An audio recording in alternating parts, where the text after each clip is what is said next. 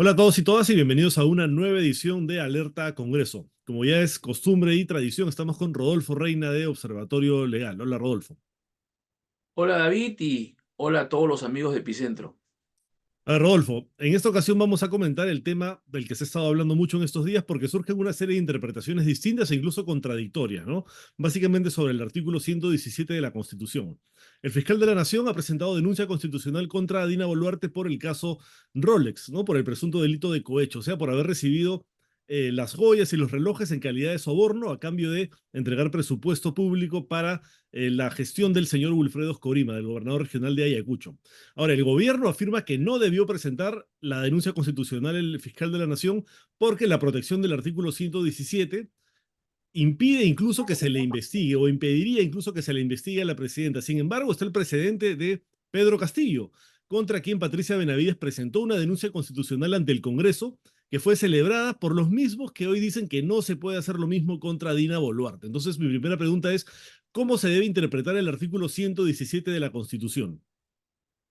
Bueno, en principio es un tema bastante complejo y que tiene bastantes aristas y la interpretación sobre los alcances del 117 de la Constitución Política que está referida a la inmunidad presidencial ha ido evolucionando con ayuda del derecho penal, del derecho constitucional y de alguna manera también del derecho parlamentario respecto al trámite a seguir en el Parlamento.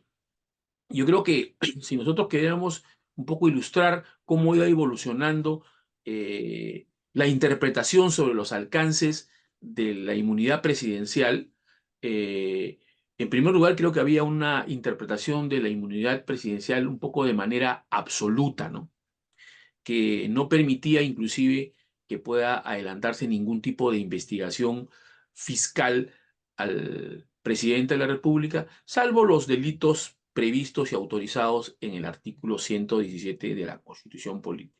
O sea, había una concepción bastante absoluta de la inmunidad presidencial, una protección absoluta, ¿no es cierto? Que era un poco, se justificaba por el hecho de preservar o garantizar la institucionalidad presidencial.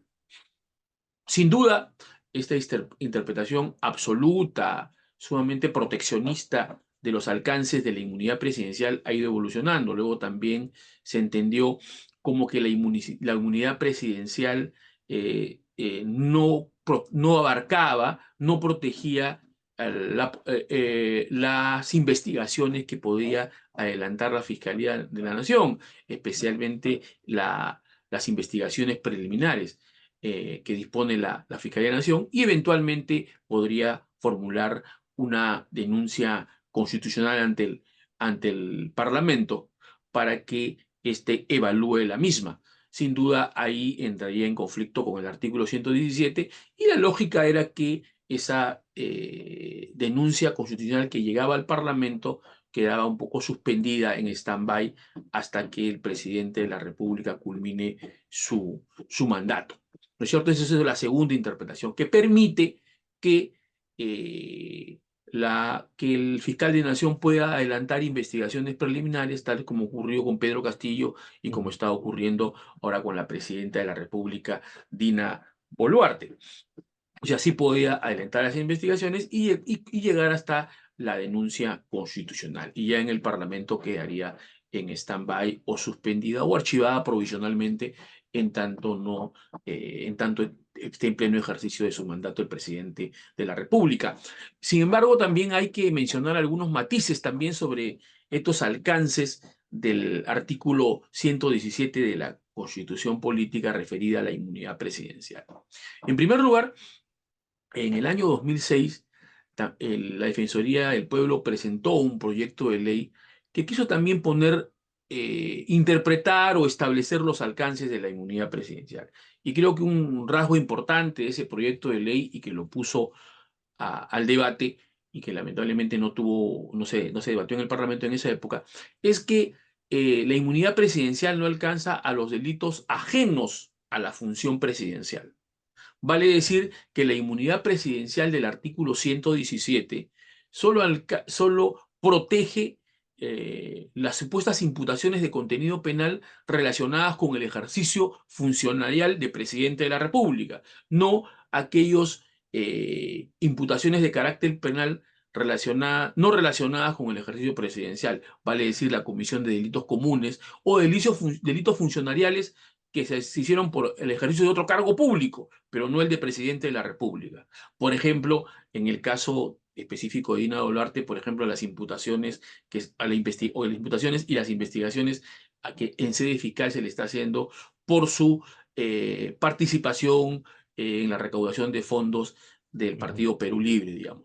Esta interpretación, que es sostenida por algunos penalistas, también permitiría o viabilizaría que se puedan continuar con las investigaciones por delitos no relacionados con la función presidencial, como es el hecho de su participación, digamos, en el financiamiento o en la recaudación de fondos del Partido Perú Libre, que existe una carpeta fiscal también abierta en su contra, ¿no?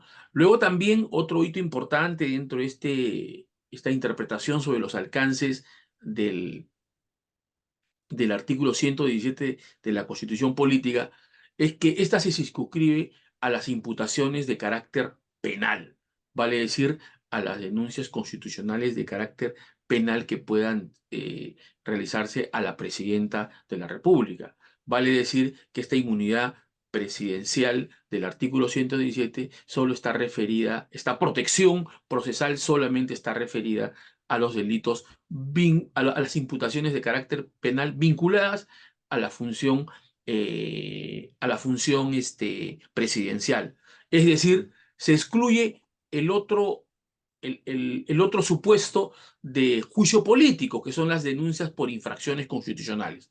Y este punto de vista fue planteado por la Defensoría del Pueblo el año 2022, que sostiene que sí podría ser susceptible de denuncia constitucional el presidente de la República por infracciones a la Constitución, porque interpretan que esta inmunidad presidencial del artículo 717 solamente protege a las imputaciones de carácter penal y no las infracciones de la Constitución. Vale decir que el juicio político sí podría ser activado durante el mandato del presidente de la República.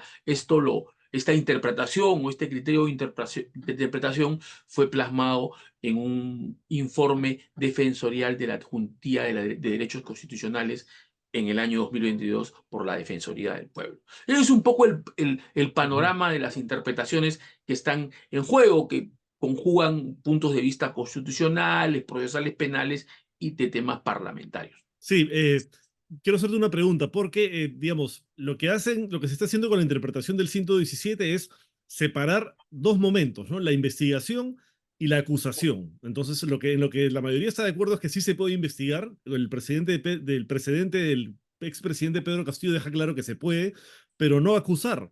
Sin embargo, también hay discrepancias en cuanto a la interpretación de en qué momento se realiza la acusación, en qué consiste la acusación.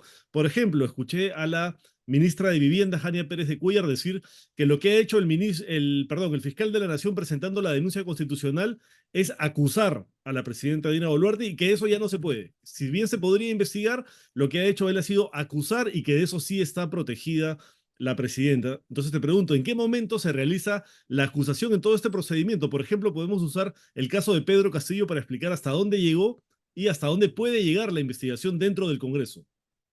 Bueno, sobre tu pregunta ya, al menos a nivel de la Corte Suprema, se han dado ya resoluciones de la Corte Suprema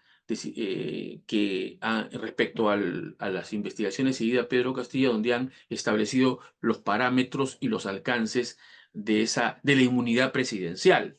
Y en base a esos antecedentes es que se ha actuado en el Ministerio Público en esta ocasión, el fiscal de Nación en esta ocasión. Y ¿qué supone la aprobación de la acusación constitucional en el Parlamento? Que es tu pregunta. Supone una autorización del Parlamento para poder procesar penalmente al presidente al presidente de la República, ¿no? Que por el tema de la inmunidad presidencial no podría ser, obviamente, procesado porque solamente puede ser procesado por determinados delitos previstos en el artículo 117.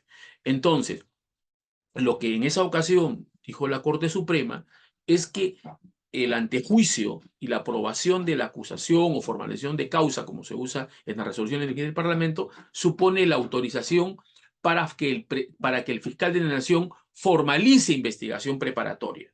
Es decir, para que pueda ser procesado penalmente el presidente de la República. Entonces, como la autorización o la autorización que da el Congreso va para esa etapa del procedimiento, era válido que podía realizar investigaciones preliminares e incluyendo la denuncia constitucional, porque la denuncia constitucional es un requerimiento que se hace al Congreso para que autorice la formalización de la investigación preparatoria, cosa que está en manos del Parlamento decidir si procede o no. Obviamente, por el hecho de tener esta inmunidad presidencial, el presidente de la República, sin duda no va a poder aprobarse la acusación constitucional y por tanto no va a poder procederse penalmente al presidente de la República, al menos durante su mandato.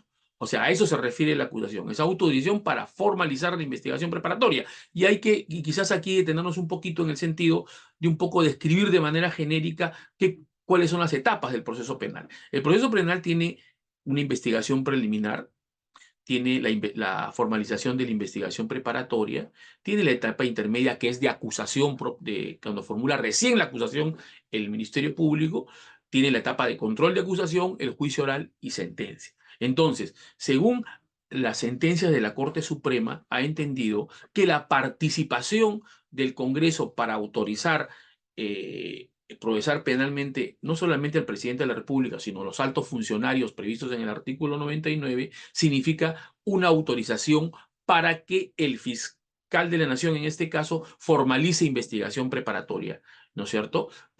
Eso es lo que ha interpretado la Corte Suprema y que obviamente las actuaciones previas, como son las diligencias preliminares, sí pueden ser realizadas, que incluyen inclusive la denuncia constitucional, porque la acusación es otra etapa en el proceso penal y que se da en el contexto ya de luego de la formalización de la investigación preparatoria. Vale decir que ahí está viabilizado.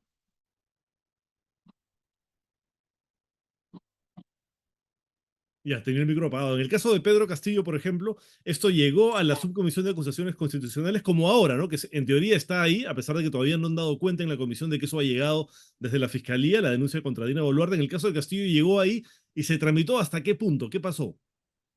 Bueno, efectivamente, creo que existe un precedente muy claro ya en el ámbito del procedimiento parlamentario. Como bien he dicho, ya la Corte Suprema ya había definido que se podían realizar investigaciones preliminares e inclusive se podría incluirse la denuncia constitucional porque la participación del Congreso eh, y la aprobación de la acusación constitucional en el Parlamento supone una autorización para que el fiscal de la Nación formalice investigación preparatoria. Vale decir, se procese penalmente al presidente de la República o al alto funcionario del artículo 99 de la Constitución.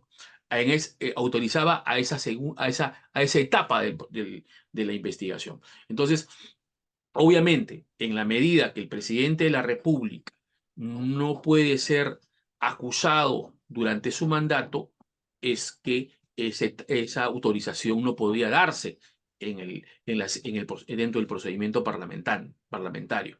¿Por qué? Porque no goza de esta inmunidad presidencial que impide que sea acusado durante su mandato. Por consiguiente, la actuación del Parlamento estaba acotada y restringida a todo aquello que no implique llegar a la aprobación de la acusación constitucional por parte del Parlamento. Sin embargo, dicho esto, es importante mencionar el precedente de una denuncia constitucional formulada por la ex fiscal de la Nación, Patricia Benavides, también por actos de corrupción, o sea Ujú. que eran una imputación de carácter penal en ejercicio de la función ajena a los supuestos penales previstos en el artículo 117 de la Constitución Política, ¿no? Los supuestos habilitantes del artículo 117 de la Constitución Política, es decir, estaba protegida por la inmunidad presidencial. En esa ocasión, este proceso de acusación constitucional o el proceso de antejuicio al que es sometido el presidente de la República o el expresidente de la República, Pedro Castillo. Como ustedes saben, el procedimiento de acusación constitucional tiene, dentro del Parlamento también tiene un itinerario procesal.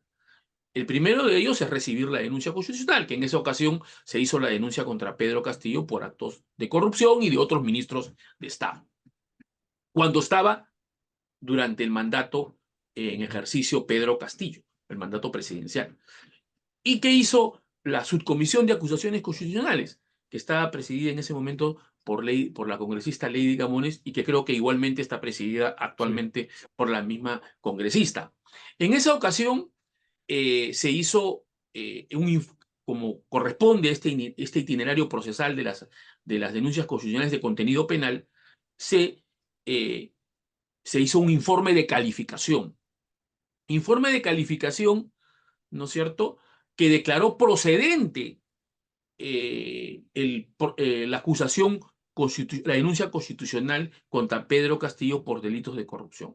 Y fundamentalmente el argumento central fue el hecho justamente de las resoluciones de la Corte Suprema que decían que podría investigarse Ujú. a los expresidentes de la República, a los presidentes de la República. Y por tanto, declaró procedente la denuncia constitucional. Más aún, esta denuncia constitucional o este informe de calificación que declaró procedente la denuncia constitucional formulada por la ex fiscal de la Nación fue dada cuenta a la comisión permanente. Porque recordemos que la subcomisión de acusaciones constitucionales proviene de la comisión permanente. Y la comisión permanente aprobó este informe de calificación y además otorgó un plazo de investigación de 15 días hábiles. Y es importante destacar que ese pronunciamiento de la comisión permanente se dio antes que el expresidente Pedro Castillo fuera vacado. Vale Ujú. decir que la comisión permanente aprobó este informe de calificación y otorgó un plazo de investigación a la a subcomisión de acusaciones constitucionales durante el ejercicio presidencial del señor Pedro Castillo. Vale decir que interpretó que en sede parlamentaria podría ser investigado un presidente de la República, en este caso específico, Pedro Castillo. Vale decir que al haber la comisión permanente aprobado el informe de calificación y otorgado un plazo de investigación, es que el procedimiento en la subcomisión de acusaciones constitucionales continuaba. Vale decir, podrían realizar actos de investigación, podrían citar testigos, podrían solicitar información, etcétera, etcétera, etcétera, para generarse convicción de que efectivamente resultaba verosímil esta denuncia constitucional. En ese sentido, lamentablemente, este trámite de acusación constitucional al último, en el itinerario, en el 7 de diciembre, como todo es conocido, el Congreso lo vacó. Por Ujú. tanto, ya el informe final y la acusación que se le hizo por actos de corrupción al señor Pedro Castillo ya se hizo cuando ya no era presidente. O Después. sea, la Ujú. última etapa del procedimiento de antejuicio se hizo cuando él ya no estaba en ejercicio y por consiguiente había perdido esta inmunidad presidencial del artículo 117. Sin Ujú. embargo, en base al precedente que acabamos de mencionar en el Parlamento, sin duda, a entender de la Subcomisión de Acusaciones Constitucionales en ese momento, en el año 22, entendió que sí podía por lo menos realizar actos de investigación, que podrían concluir en una subcomisión en un informe final, ¿no? Informe final que puede determinar aprobar la acusación constitucional o desaprobarla y archivarla, ¿no es cierto? Y que obviamente ese tema debería luego ser visto en la comisión permanente y eventualmente en el Pleno. Sin duda, si el señor Pedro Castillo continuaba siendo presidente de la República durante la secuela de este procedimiento de acusación constitucional, sin duda creo que sería difícil o complicado haber insistido en que podría que este informe final, que digamos que apruebe la acusación constitucional, podría haber sido vista en esa oportunidad, siendo el presidente en ejercicio en ese momento, podría ser visto en la comisión permanente y menos en el pleno del Congreso. Yo creo que se podría haber llegado hasta la aprobación en la subcomisión de acusaciones constitucionales del Ujú, informe final, aprobando la acusación o desaprobándolo y mandándolo al archivo, digamos. Yo creo que ujú, hasta ahí podría haber llegado en ese momento, siguiendo la lógica de la subcomisión de acusaciones constitucionales del año 2022, que sin duda es una decisión controversial, porque yo creo, desde mi punto de vista, que la subcomisión lo que hubiera hecho es declararla improcedente y hacer un archivo provisional de la denuncia constitucional y dejarlo hasta que ahí. terminara el mandato. Así es, Ujú, pero sin embargo, ellos calificaron procedente porque entendieron que la Corte Suprema había interpretado que se lo puede investigar y como bien dice, como establece el reglamento del Congreso, una vez calificada como procedente una denuncia constitucional, que es el aspecto de los requisitos de admisibilidad y de procedencia que están previstos en el reglamento, se podía realizar ya la investigación propiamente dicha que se da en el seno ujú, de la Subcomisión de Acusaciones Constitucionales y emitir el informe final respectivo. Así lo interpretó en ese momento, ujú. entiendo, la Subcomisión de Acusaciones Constitucionales, y que no tendría por qué no interpretarse de la misma manera en el trámite de la denuncia constitucional hoy formulada contra la presidenta de la República, Dina Boluarte. Tendría que, en base a este precedente tan inmediato, salvo y como es muy común en el Congreso, cambien de punto de vista y tengan una posición totalmente distinta. O de pronto estén esperando a la demanda, al resultado de la demanda competencial Mm. que va a promover el Poder Ejecutivo y que todavía no, al menos no tengo conocimiento de su tenor. Sí, justamente sobre ese punto quería preguntarte, para terminar, sobre la demanda competencial, porque el ministro del Interior declaró en la semana que termina, que está terminando ahora, diciendo que el fiscal de la Nación se apresuró, que no debió presentar la denuncia constitucional porque sabía de una competencial que está a punto de ser presentada por el Ejecutivo y que el TC debería primero pronunciarse, admitir la demanda y hacer una audiencia sobre este caso para después de que el TC determinara si es que se puede investigar a la presidenta de la República en virtud del artículo 117, recién el fiscal debería haber decidido si podía presentar esa denuncia. ¿Qué opina de esa interpretación? Bueno, eso yo creo que más un argumento político que jurídico, porque no hay un condicionamiento, ¿no? Además, recordemos que la investigación preliminar que ha dispuesto el fiscal de la Nación contra la presidenta de la República está sujeto a plazos, inclusive la defensa técnica del, de la presidenta de la República, inclusive quería hacer una tutela de derechos por control de plazos, inclusive, ¿no es cierto? Entonces había una necesidad de un pronunciamiento del fiscal de la Nación, además en el entendido que él considera que ya existen en los elementos de convicción suficientes como para poder formalizar la denuncia constitucional, y así lo ha entendido. Y recordemos que en el caso de la presidenta de la República, Dina Boluarte, también tiene otra denuncia constitucional anterior, que fue formulada por la ex fiscal de la Nación, Patricia Benavides, sobre el tema de violación de derechos humanos respecto a las protestas las muertes ocurridas en el contexto de las protestas sociales entre fines del 22 e inicios del 23, ¿no es cierto? Entonces ya había un precedente de ese tipo. Sin duda, el tema de la demanda competencial no va a ser un tema no es un tema que va a pasar inadvertido al itinerario del proceso de acusación constitucional que se está siguiendo ahorita en el Parlamento. Va a ser un tema relevante, porque por la composición que tenemos del Tribunal Constitucional, de pronto pueda Podría fallar a favor de la amparar presidenta. ante la República.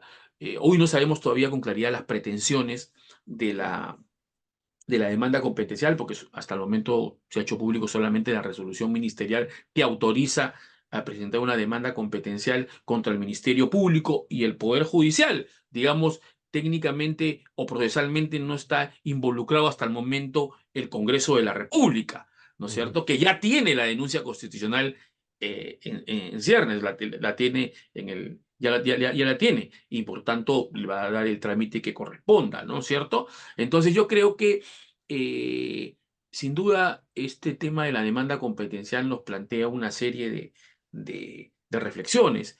En primer lugar, yo creo que la demanda competencial viene siendo utilizada como un recurso o una articulación procesal para dejar suspender o paralizar procedimientos parlamentarios, investigaciones fiscales, investigaciones judiciales. En la práctica, recordemos que eh, no es nueva el uso de esta demanda competencial para suspender o paralizar o dejar sin efecto algunos procedimientos administrativos, investigaciones fiscales, judiciales, etcétera. Y recordemos que este uso de las demandas competenciales para paralizar en el caso específico de procesos judiciales no es nueva. Ya en el año 2007, con ocasión de, de algunas resoluciones judiciales que amparaban a los titulares de casinos y tragamonedas, el Poder Ejecutivo hizo una demanda competencial contra el Poder Sí. Judicial porque existían resoluciones o sentencias inclusive que tenían la calidad de cosa juzgada constitucional que estaban amparando a los titulares de casinos y tragamonedas en contra de los precedentes que inclusive habían sobre la materia del Tribunal Constitucional, ¿no es cierto? Entonces, en ese caso excepcional y ante procedimientos ya concluidos y que tenían la calidad de cosa juzgada, es que el Poder Ejecutivo acudió al Tribunal Constitucional y en mérito a esa demanda competencial se declaró nulo todo lo actuado en esos procesos judiciales. ¿Por qué? Porque entendió que la cosa juzgada eh, constitucional solamente puede ser exigible o oponible cuando no se transgreden los precedentes del Tribunal Constitucional, que en este caso se habían transgredido.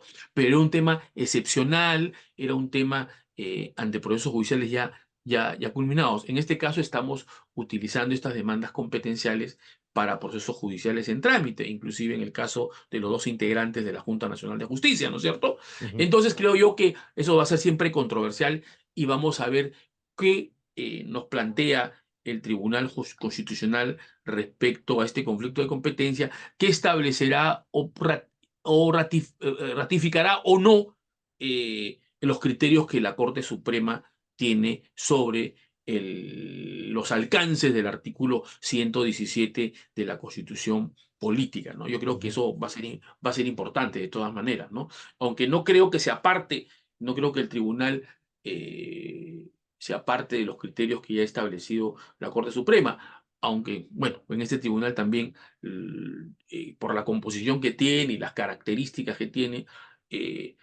no sabemos con exactitud Ujú. qué pueda de resolver, ¿no?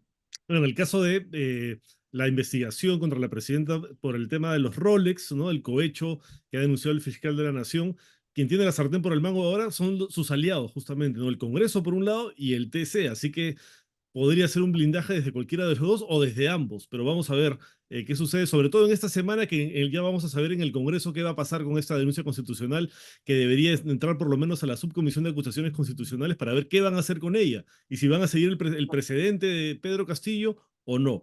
Muchas gracias, Rodolfo, por la entrevista de hoy, muy amable. Muchas gracias a ti y saludos a todos los amigos de Epicentro. Muchas gracias a todos los que siguen el programa también. Nos vemos la próxima semana en una nueva edición de Alerta Congreso. Chao.